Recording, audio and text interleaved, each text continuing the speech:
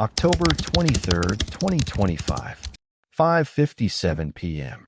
A 54-year-old man is being strapped into a chair at Holman Correctional Facility in Atmore, Alabama. His name is Anthony Todd Boyd. In a few minutes, he'll be dead. The mask goes over his face. It's designed to pump pure nitrogen into his lungs until his body shuts down. Alabama calls it humane. The state says he'll lose consciousness in seconds. Boyd looks at the witnesses through the glass.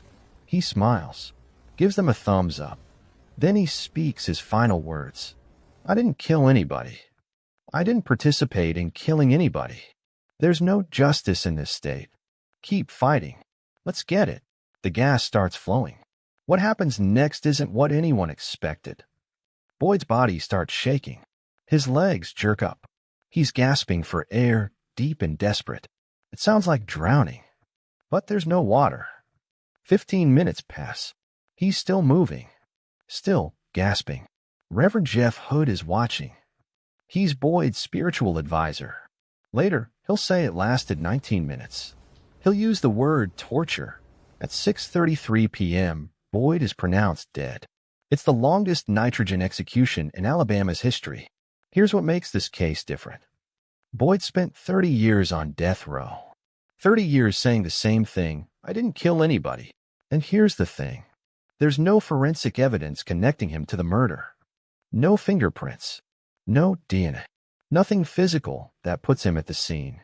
The jury that sentenced him to death, they voted 10-2.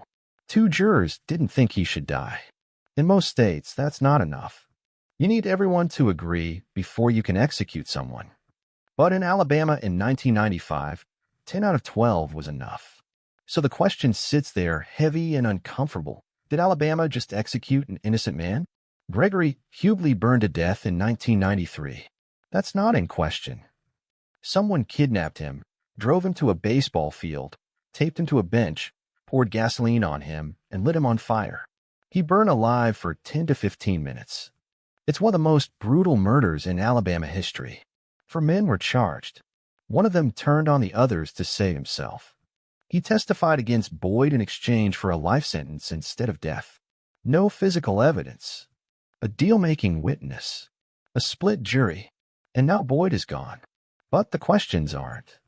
Before we go further, hit that like button and subscribe. These stories matter. Your support helps us keep telling them. And drop a comment with the time and state you're watching from. Let's build this community together. This is where Anthony Boyd's story ends. But to understand how he got here, we need to go back 32 years. Back to a summer night in Anniston, Alabama. Back to when Boyd was just 21 years old.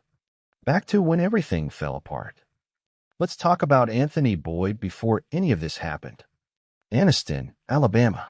Population around 26,000. It's a small southern city in Calhoun County, and it's struggling. The factories that used to employ people are closing down. Economic opportunities are drying up. And when legitimate money disappears, other markets fill the gap. The drug trade is flourishing.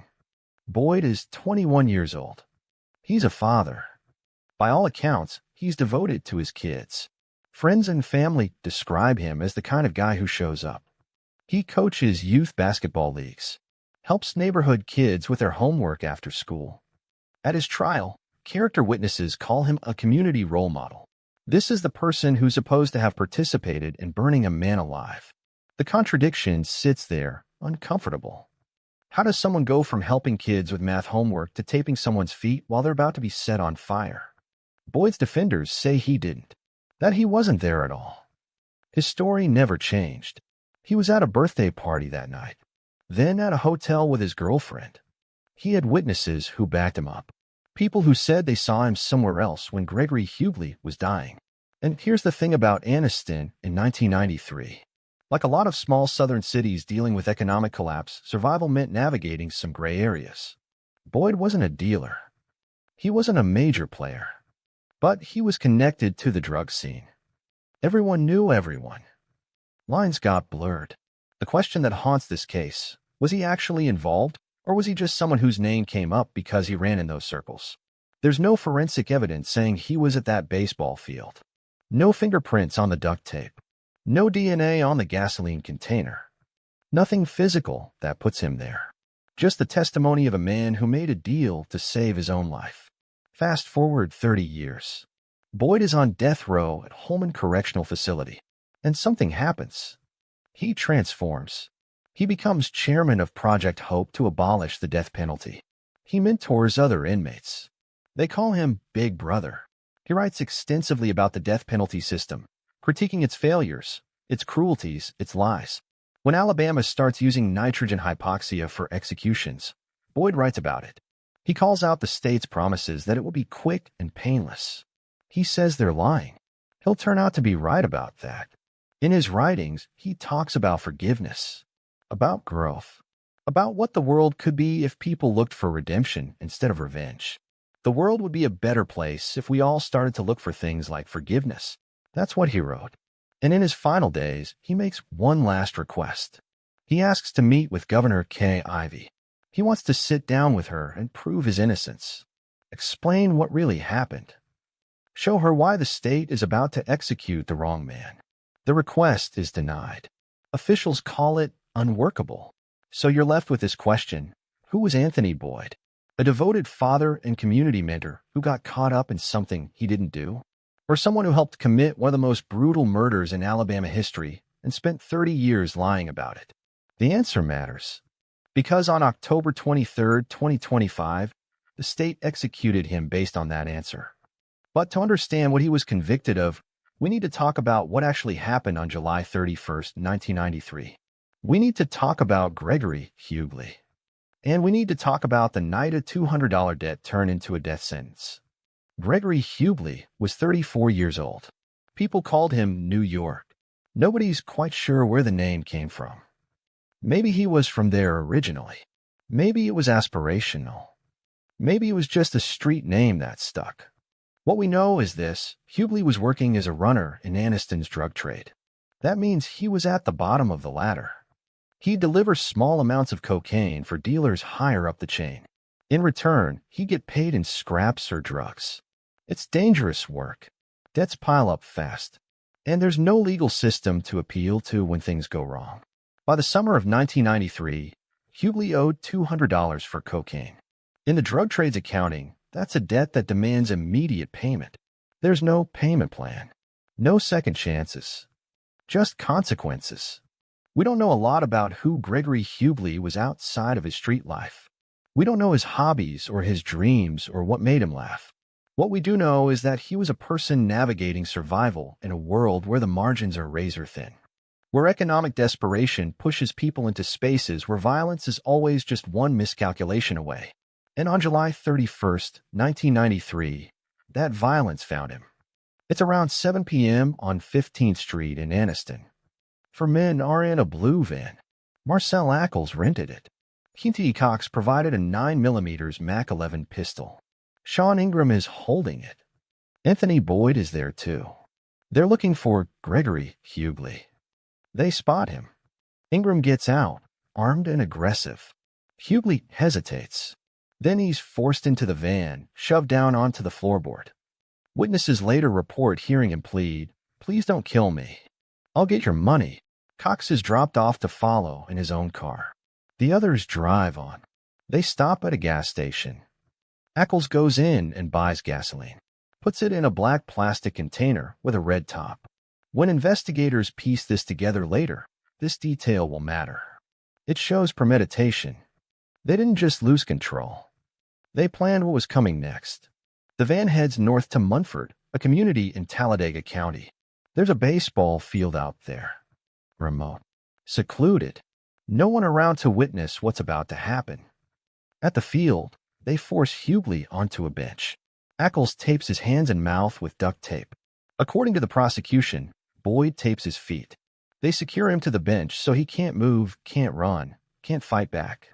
Ingram pours gasoline over Gregory Huguley's body, creates a 2-foot trail leading away, then lights it. The flames race toward Huguley, and for the next 10 to 15 minutes, he burns alive. The autopsy will later find soot in his lungs. That means he was breathing. He was conscious. He felt every second of it. He tries to roll, tries to extinguish the flames. It doesn't work. The men watch until the fire dies out and Huguley stops moving. By 8 p.m., they're back in Anniston. Accomplice tells Cox, "We're all in this together. If one goes down, I'll go down." The next morning, a softball team shows up at the field to practice. They find Gregory Huguley's charred body. Duct tape remnants are still clinging to him and the bench. The smell of gasoline is still in the air. Investigators arrive. They document the scene. Gasoline traces, duct tape, the positioning of the body. Everything points to murder. Brutal, premeditated murder. Here's what gets lost sometimes in cases like this. Gregory Huguley was a person. Not just a street name. Not just the victim. Not just a statistic in the war on drugs. He was someone's son. He lived in a world where a $200 debt could cost your life. Where economic collapse created underground markets with their own violent rules. And when the state of Alabama executed Anthony Boyd 32 years later, they claimed it was justice for Gregory Huguley. But Huguley's family didn't come to witness the execution. Nobody from his side was there to see what justice looked like. The question sits there. If this was justice, why did 2 jurors vote against the death penalty? Why was there no physical evidence connecting Boyd to the scene? Why did the only witness testimony come from a man who made a deal to save himself? But first, investigators had to build a case. They had to figure out who killed Gregory Huguley and prove it in court. The hunt was on. The investigation moved fast. Within hours of finding Gregory Huguley's body, investigators had names. 4 men, all connected to the drug scene in Anniston. All with motive to collect on that $200 debt. Witnesses came forward. They'd seen the blue van. They'd heard threats against Huguley in the days before he died. Someone remembered the abduction on 15th Street. The pieces were falling into place. The van was traced to Marcel Accomplice. He'd rented it. Gas station surveillance confirmed he'd purchased gasoline in a black plastic container with a red top the night Huguley was killed. That's premeditation right there. But here's where the case gets complicated. Quinty Cox was facing murder charges. He was looking at the death penalty like the others. And he made a decision. He'd cooperate. Tell investigators everything. Testify against his co-defendants. In exchange, he'd get life in prison instead of death. This is how the justice system works sometimes. You flip one defendant to get the others. Cox became the state's star witness. His testimony would become the foundation of the entire case. Cox told investigators he provided the 9mm Mac 11 pistol. He followed the van in his own car. He witnessed what happened at that baseball field.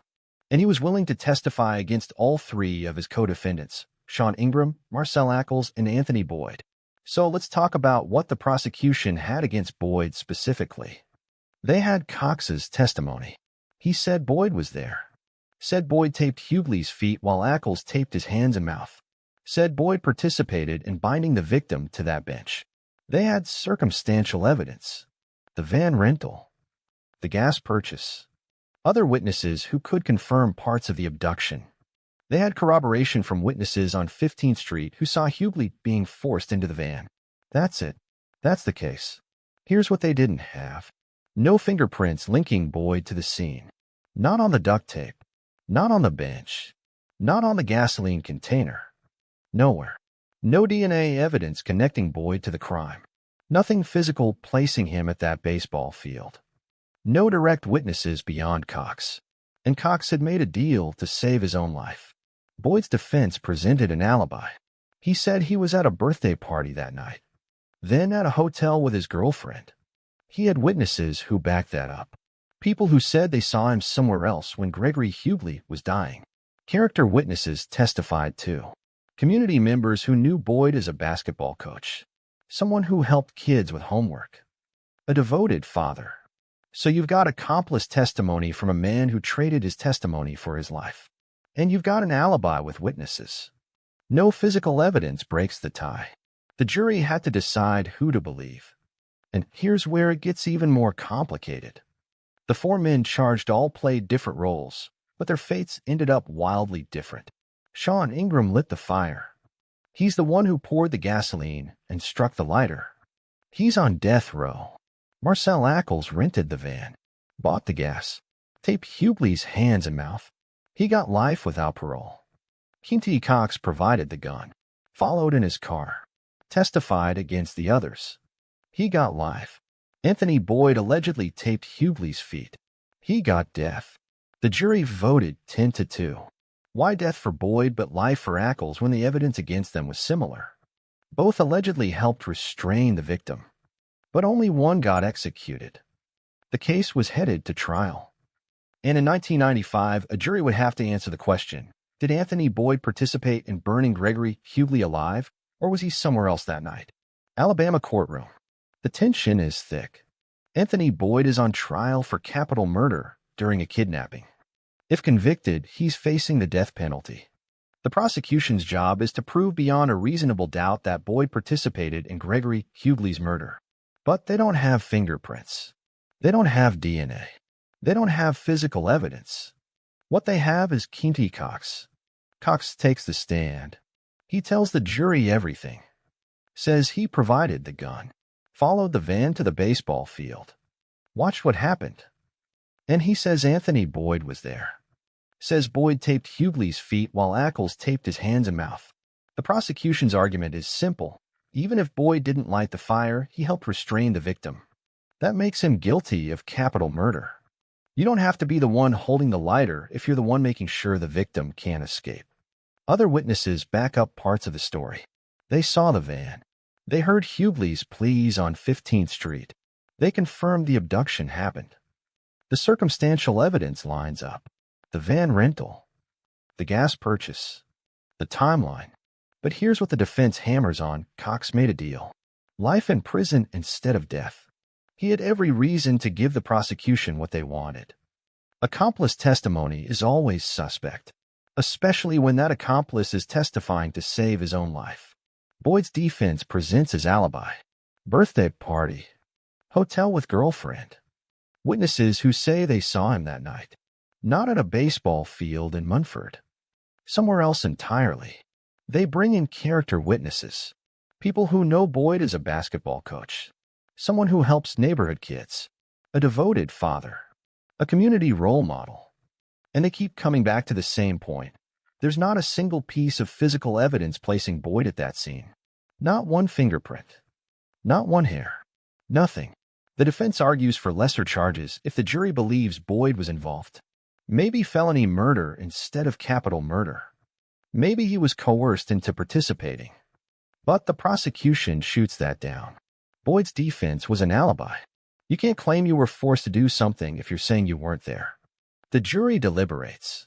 When they come back, the verdict is guilty. Capital murder during a kidnapping. Then comes the sentencing phase. The same jury has to decide, life in prison or death. They vote 10-2. 10 jurors say death. 2 say no. And here's the thing. In 1995, that was enough. Alabama and Florida were the only states that allowed non-unanimous death sentences. In most of the country, you need all 12 jurors to agree before you can execute someone. But not in Alabama. Not then. 2 jurors believed Anthony Boyd shouldn't die. 2 people heard the same evidence and weren't convinced beyond reasonable doubt that death was appropriate. But they were outvoted. The judge accepts the jury's recommendation. Anthony Boyd is sentenced to death, first by lethal injection. Later, when Alabama adopts nitrogen hypoxia, he'll elect that method instead. He's sent to death row at Holman Correctional Facility. The appeals begin immediately. 1997, Alabama Court of Criminal Appeals affirms the conviction.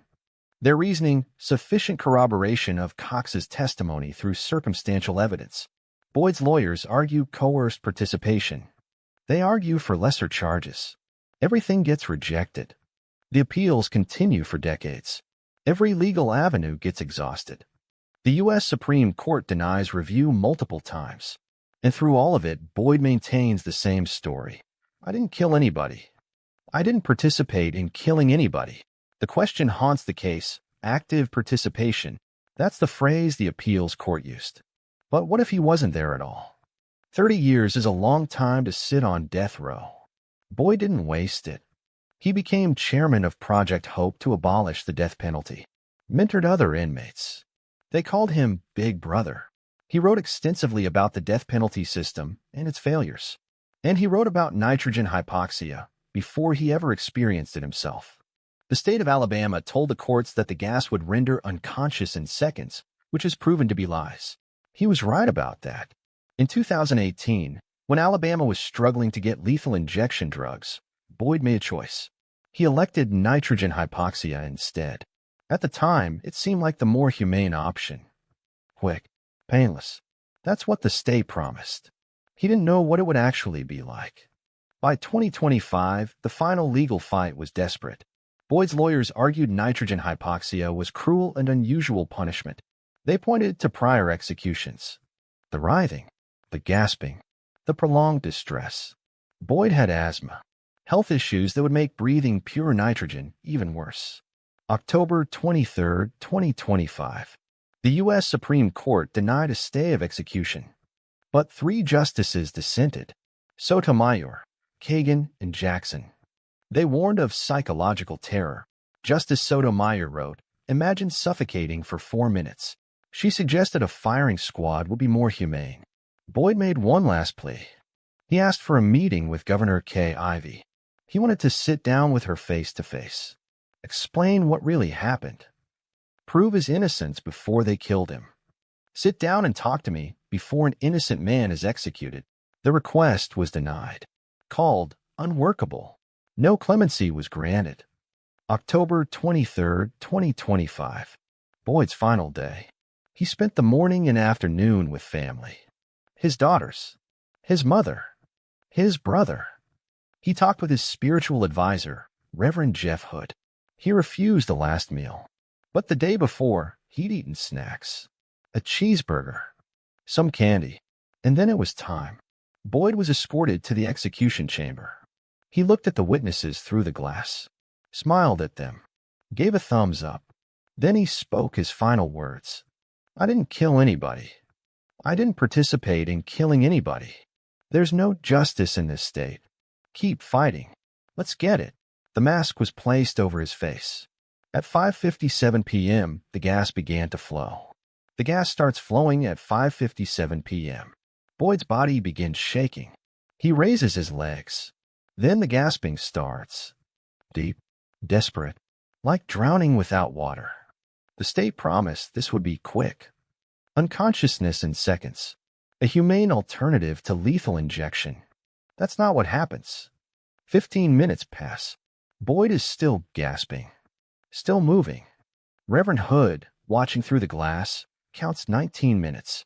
He'll later use the word torture. At 6:33 p.m., Anthony Boyd is pronounced dead. It's the longest nitrogen hypoxia execution in Alabama's history. Afterward, Reverend Hood claims the mask was faulty, says the system failed.